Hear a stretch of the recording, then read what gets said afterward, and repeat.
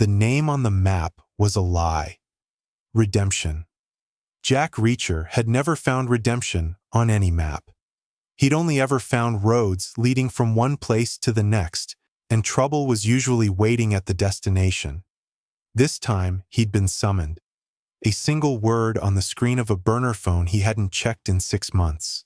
A phone only one other person had the number for. A person who was supposed to be dead. The bus wheezed to a stop, its brakes sighing in the crisp Montana air. Reacher was the only one who got off. He stood on the cracked asphalt, a solitary figure against the backdrop of the towering, indifferent mountains. Redemption, Montana, looked like a postcard picture of small-town America. A main street with a handful of storefronts, a diner, a general store, a sheriff's office. It was quiet. Too quiet. The kind of quiet that wasn't peaceful, but expectant. He started walking, his worn boots making no sound on the pavement. He carried no luggage. Everything he owned was on his back. His senses, honed by years of military police work and a life lived on the edge, were on high alert. He felt eyes on him. Not just the curious glances of locals peering through shop windows, but something else.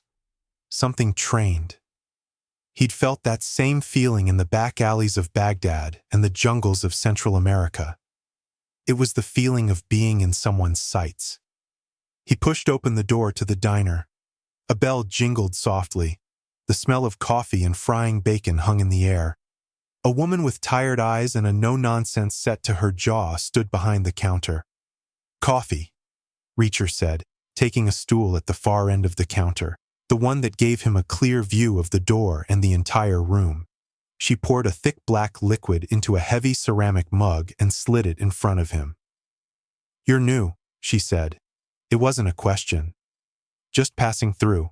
"People don't just pass through redemption," she replied, wiping the counter with a damp cloth. "They're either running from something or running to it. Which one are you?" Before Reacher could answer, the bell jingled again. A man in a sheriff's uniform walked in. He was tall, but he seemed to have shrunk inside his uniform, his shoulders slumped with a weight that had nothing to do with his job. He nodded at the woman. "Sarah." Then his eyes settled on Reacher. They lingered, taking in his size, his posture, the stillness that was more menacing than any overt threat. "Morning, Sheriff Brody," Sarah said. "Coffee?"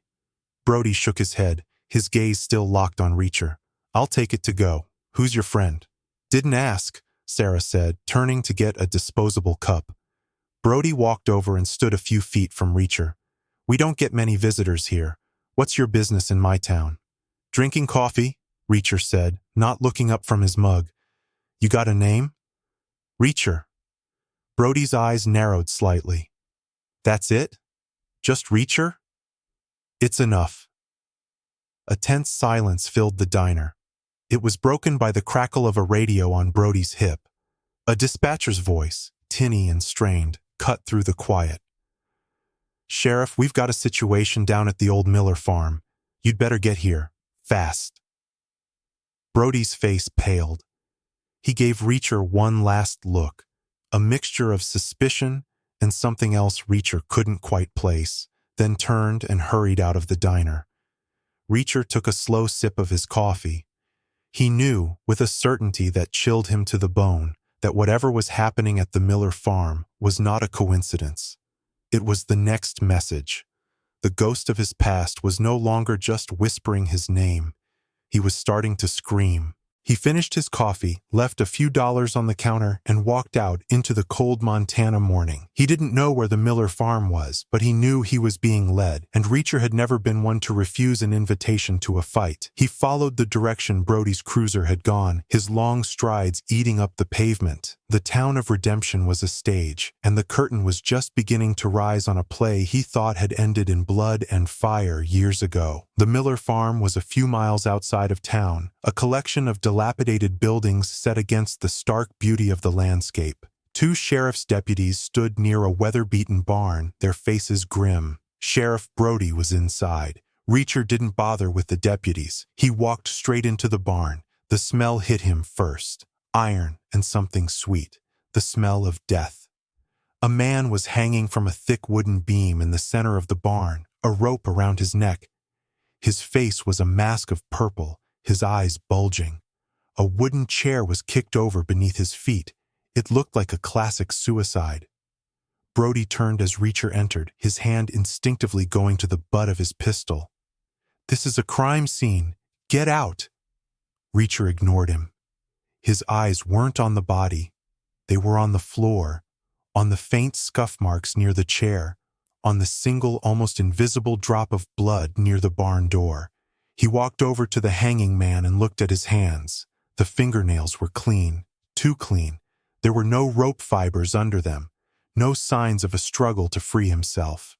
"He didn't kick that chair," Reacher said, his voice a low rumble. He was lifted, 2 men probably, one on each side. They held him up while a third put the rope around his neck and kicked the chair away for show. Brody stared at him.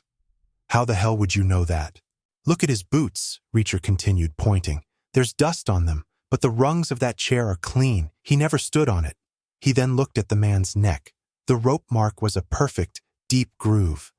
"The knot is a variation of a hangman's noose, very specific. It's designed to snap the neck instantly, efficient, professional."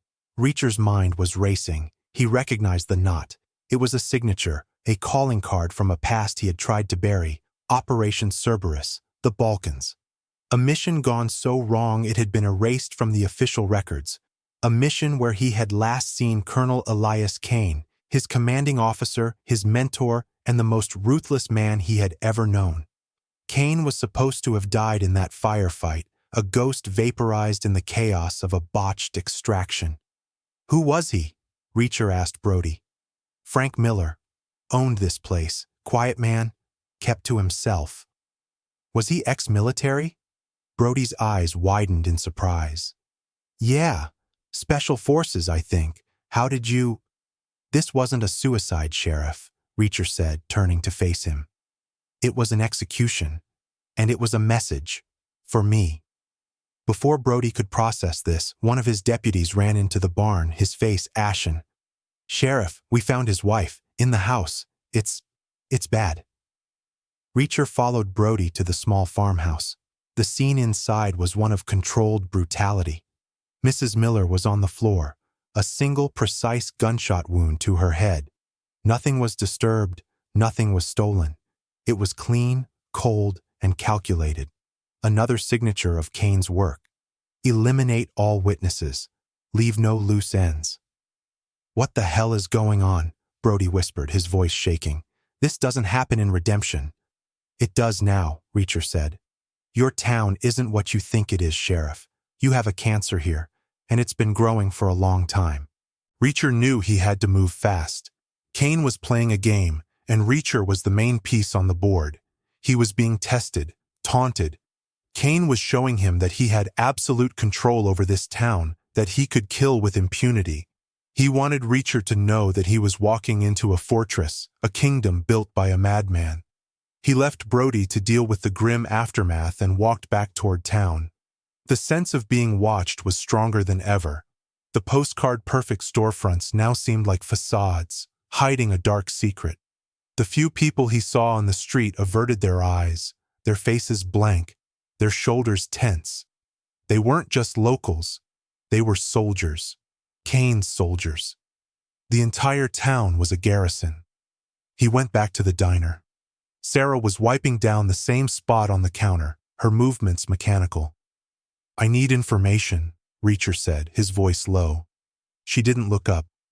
"I serve coffee, not information." "A man named Kane. Elias Kane. Ever heard of him?" Her hand froze for a fraction of a second. It was all the confirmation Reacher needed. "Never," she said, her voice tight. "You're a bad liar," Reacher said. "He's here, isn't he? He runs this town. Everyone here. They're his people." She finally looked at him, her tired eyes filled with a mixture of fear and defiance. "You should leave. Get on the next bus and don't look back. You have no idea what you're walking into." "I'm not the one who's walking in," Reacher said. "I was invited, and I'm not leaving until I meet the host." He left the diner and found a small, cheap motel on the edge of town. He paid for one night in cash. The man behind the counter had the same dead eyes as everyone else, a military haircut, a tattoo of a coiled serpent barely visible on his forearm. Another one of Kane's men. In his room, Reacher stripped the bed, checking for bugs. He wedged the back of a chair under the doorknob. He sat on the lumpy mattress, the silence of the room pressing in on him. He closed his eyes and let the memories flood back. The Balkans, the rain, the mud, the smell of cordite. Operation Cerberus. They were supposed to extract a Serbian general with key intelligence, but they were betrayed. The extraction point was a kill zone. Reacher's team was pinned down, taking heavy casualties. Kane was in the command post, a few clicks away, directing the operation, but the lines of communication went down. Reacher, as the senior NCO on the ground, had to make a choice. Follow the original plan and risk complete annihilation, or create a diversion and try to save the men he could. He chose his men. He ordered a retreat to a secondary extraction point, a move that was against Kane's direct orders. He saved 3 members of his team, but the diversion left the command post exposed. The last thing he heard over the radio before it went dead was Kane's voice, not angry, but cold and calm, saying, "You've just signed our death warrants, Reacher." The official report said Kane and his men were overrun and killed. Reacher was questioned, but ultimately cleared. The mission was classified, buried, but the ghosts remained, the guilt, the what-ifs. He had made a choice, the only logical choice available, but Kane would have seen it as betrayal, an act of cowardice, and Elias Kane did not forgive betrayal. A knock on the door jolted him back to the present. It was a soft knock, almost polite. Reacher didn't move. He held his breath, listening. "Reacher," a voice said from the other side. It was Sheriff Brody. "We need to talk." Reacher slowly removed the chair from under the doorknob and opened the door a few inches. Brody stood there, looking even more defeated than before. "Can I come in?" he asked. Reacher opened the door wider. Brody stepped inside, his eyes scanning the sparse room. "The coroner just confirmed what you said," Brody began, his voice low. "Miller was murdered. The knot, the lack of struggle. It was all just as you described. Who are you, Reacher? How did you know?" "I was a military policeman," Reacher said simply. "I've seen things." "This is more than that," Brody insisted. "You said this was a message for you. You mentioned a name. Kane." Reacher was silent for a moment. He was used to working alone, trusting no one. But he was in enemy territory, outnumbered and outgunned. Brody was the local law. He was either part of the problem or a potential, if unwilling, part of the solution. Reacher decided to take a chance. "Elias Kane was my commanding officer. He was a brilliant tactician, a charismatic leader, and a complete psychopath. He believed in order and discipline above all else. He saw the world as a chaotic mess that needed a firm hand to control it. His hand. He was reported killed in action in the Balkans over a decade ago. I was there. I thought he was dead." "And now you think he's here? In my town?" Brody asked, his voice a mix of disbelief and dawning horror. "He is here," Reacher stated. "Redemption isn't a town, Sheriff. It's a private army. Look around. The people here aren't civilians. They're former soldiers, mercenaries, men loyal to him. He's built a fortress here, under the radar. Frank Miller must have found out something, or maybe he just wanted out. So Kane made an example of him, and he did it in a way he knew I would recognize." Brody sank onto the edge of the bed, his head in his hands. "My God, I've been sheriff here for 5 years. I always felt something was off. The town is too clean, too orderly. No crime. People keep to themselves. I thought it was just a quiet community." "It's the quiet before the storm," Reacher said. "And I'm the storm." As night fell, a thick fog rolled in from the mountains, blanketing Redemption in a shroud of gray. Reacher knew Kane wouldn't wait long to make his next move. The execution was the invitation. The real test was about to begin. He left the motel, melting into the foggy streets. He moved like a shadow, sticking to the alleyways, his senses on a razor's edge. He needed to know the layout of the town, the positions of Kane's men. He was a hunter in his element, but this time, the jungle was made of clapboard houses and picket fences. He saw them, moving in pairs, sentries, patrolling the perimeter of the town. They moved with a fluid professionalism that confirmed Reacher's suspicions. They weren't just veterans. They were an active, disciplined unit. He circled around to the back of the town hall, a 2-story brick building that housed the sheriff's office. He found a fire escape and climbed silently to the roof. From there, he had a vantage point over the entire town square, and he saw it. A larger building, set back from the main street, a former warehouse that had been converted. It had new security cameras, reinforced doors, and antennae on the roof. It was the nerve center, Kane's headquarters. Suddenly, a spotlight from the warehouse roof flared to life, sweeping across the town. Reacher dropped flat, pressing himself against the cold gravel of the roof. The beam passed just over his head. They were looking for him. The game had started. He knew a direct assault was suicide. He was one man against an unknown number of trained soldiers. He had to use Kane's own tactics against him. Create chaos. Disrupt the chain of command. Turn their fortress into a prison. He climbed down from the roof and made his way to a small power substation on the edge of town. A single, well-placed blow with a rock he'd picked up shattered the ceramic insulator. A shower of sparks, a loud pop, and the entire town of Redemption was plunged into darkness. Immediately, shouts echoed through the fog. Flashlight beams cut through the blackness, disorganized and frantic. Reacher smiled grimly in the dark. Kane preached order and discipline, but his men were just as vulnerable to surprise and confusion as anyone else. He used the chaos to his advantage, moving quickly and silently toward his next target. He'd seen a large fuel tank behind the general store, likely used for the town's generator. He found a valve and, using a piece of scrap metal as a lever, twisted it open. Gasoline gushed out, pooling on the ground, the fumes sharp in the cold air. He retreated to a safe distance, found a small rock, and aimed for a nearby metal sign. The rock struck the sign with a loud clang, creating a single bright spark. The result was instantaneous, a whoosh of ignited fumes followed by a thunderous explosion that lit up the night sky. The fuel tank erupted in a ball of fire, sending a shockwave through the town. Panic ensued. Men were shouting, running. Kane's perfect, orderly world was literally going up in flames. Reacher used the distraction to slip back to his motel room. He knew they would come for him there. He wasn't planning on being inside when they did. He propped a pillow under the blankets to resemble a sleeping form, opened the window at the back of the room, and slipped out into the darkness. He took up a position in a small grove of trees across the street, his back against a thick pine, and waited. It didn't take long. A 4-man team, clad in black tactical gear and armed with assault rifles, moved with practiced silence toward his room. They stacked up outside the door. On a silent hand signal, one man kicked the door open while the others rushed in, their weapons raised. They sprayed the bed with a volley of suppressed gunfire, the soft fut-fut-fut barely audible over the crackle of the distant fire. Reacher watched, his face a mask of stone. These weren't soldiers following orders anymore. They were assassins. When they realized the room was empty, they quickly retreated. But Reacher was already moving.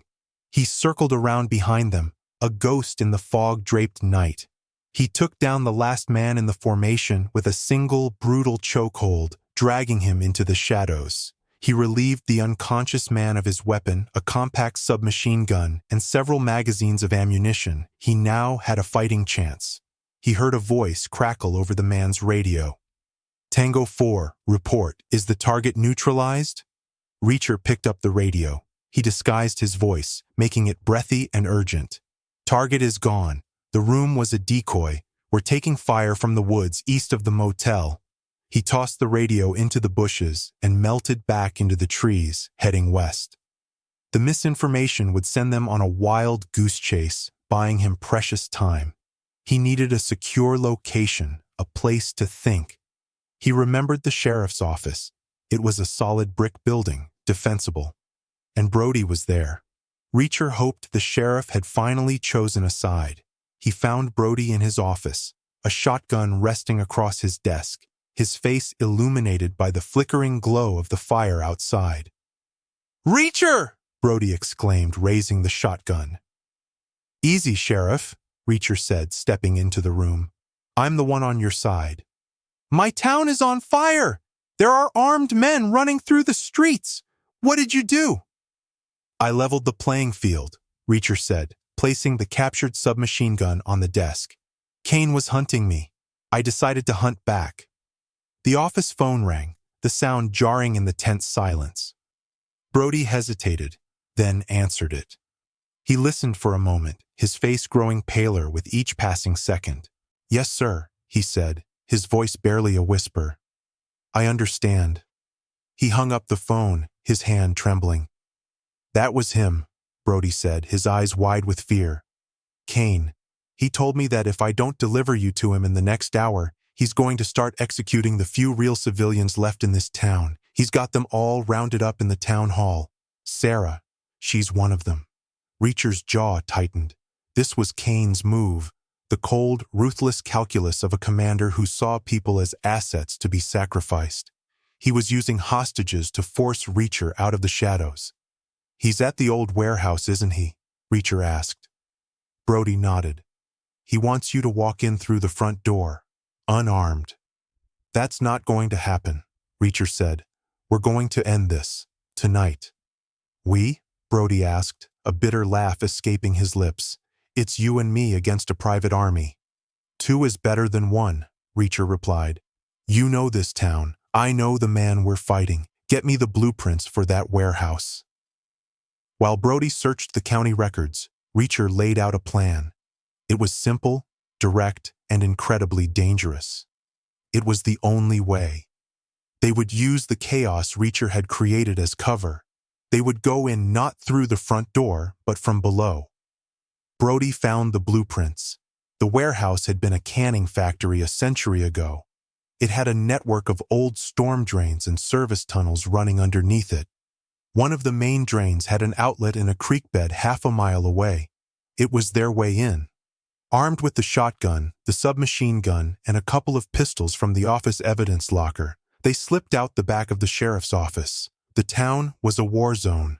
Small fires burned unchecked. Kane's men were still trying to restore order, their attention divided. They found the drain outlet, a dark, gaping maw hidden by overgrown bushes. The air inside was cold and damp, the smell of stagnant water and decay thick in their nostrils. They moved through the narrow tunnel, their flashlight beams cutting through the oppressive darkness. According to the blueprints, a maintenance ladder led up to a service hatch in the warehouse's main generator room. They found it, and Reacher went up first.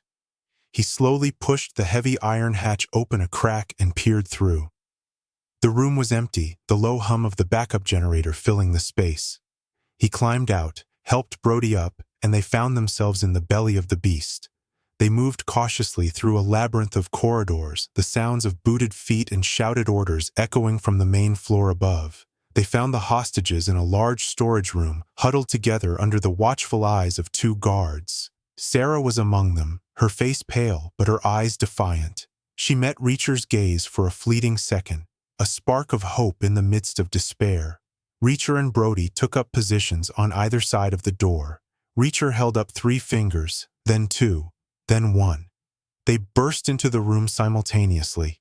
2 quick, suppressed shots from Reacher's weapon, and the guards went down before they even knew what was happening.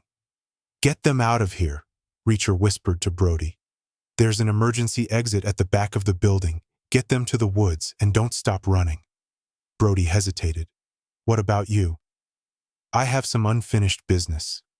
As Brody started herding the terrified civilians out, Reacher turned and headed for the command center. He knew that's where Kane would be. He found him on a raised platform overlooking a large operations room. Men sat at computer terminals, maps of the town and surrounding area displayed on large screens. Elias Kane stood in the center of it all, ramrod straight, his hands clasped behind his back. He looked older, his face lined with scars Reacher didn't recognize, but his eyes were the same. Cold, intelligent, and utterly devoid of mercy. He wasn't surprised to see Reacher. He seemed to have been expecting him. "Reacher," Kane said, his voice calm, betraying none of the chaos outside. "You always did have a flair for the dramatic. I should have known you wouldn't just walk through the front door." "You shouldn't have invited me," Reacher replied, his weapon held steady. "I had to," Kane said, taking a step forward. "I had to see you again, to make you understand.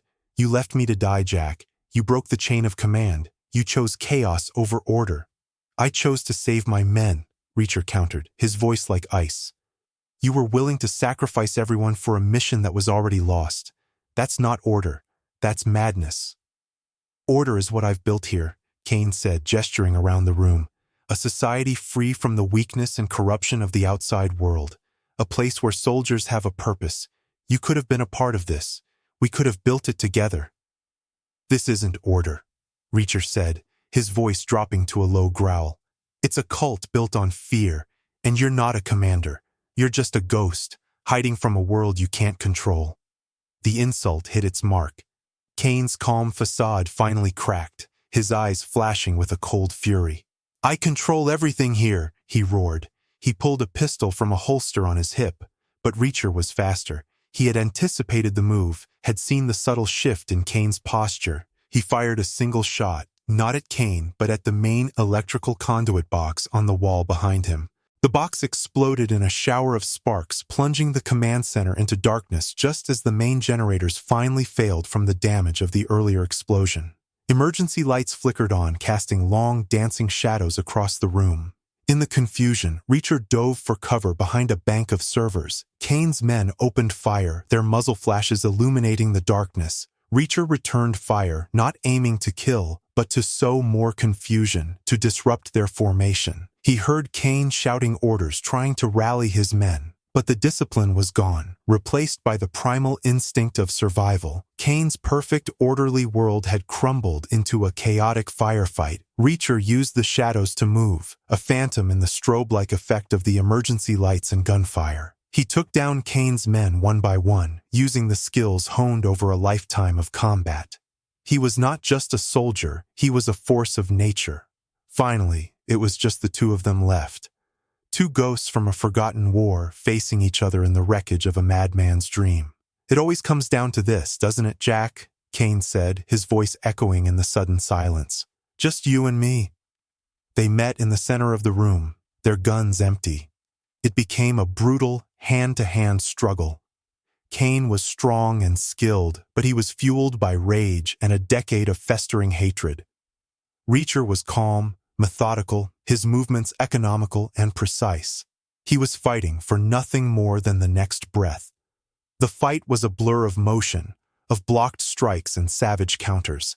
It ended as it had to. Reacher, using Kane's own momentum against him, slammed the colonel into a damaged server rack. A jagged piece of metal pierced Kane's side. He gasped, his eyes wide with surprise, and slid to the floor. Reacher stood over him, breathing heavily. He looked down at the man who had been his mentor, his commander, and his greatest enemy. "It's over," Reacher said. Kane looked up at him, a bloody smile on his lips. "You think so? A ghost can't be killed." He coughed, a spray of blood coloring his lips. "They'll come for you. My men. They'll never stop." "Then I'll be waiting," Reacher said. He turned and walked away, not looking back as Elias Kane took his final ragged breath. He walked out of the warehouse and into the dawn. The fog was lifting, the first rays of sunlight breaking over the mountains. He found Brody and the others at the edge of the woods. Sarah rushed to him, her eyes searching his face. "Is it over?" she asked. Reacher nodded. "It's over." The state police arrived a few hours later, their sirens a strange, intrusive sound in the quiet morning. Brody, with the help of the freed hostages, began to tell the long, strange story of Redemption, Montana. Reacher didn't stay. He never did. He shared a silent nod with Brody, a brief, thankful glance with Sarah, and then he started walking. He walked down the same road he'd arrived on, away from the town that had been a prison, away from the ghosts of his past. The road stretched out before him, an endless ribbon of asphalt leading to the horizon. He didn't know where he was going. It didn't matter. The war was finally over. The ghost was gone. And Jack Reacher was free to walk the earth, alone, until the next time trouble found him.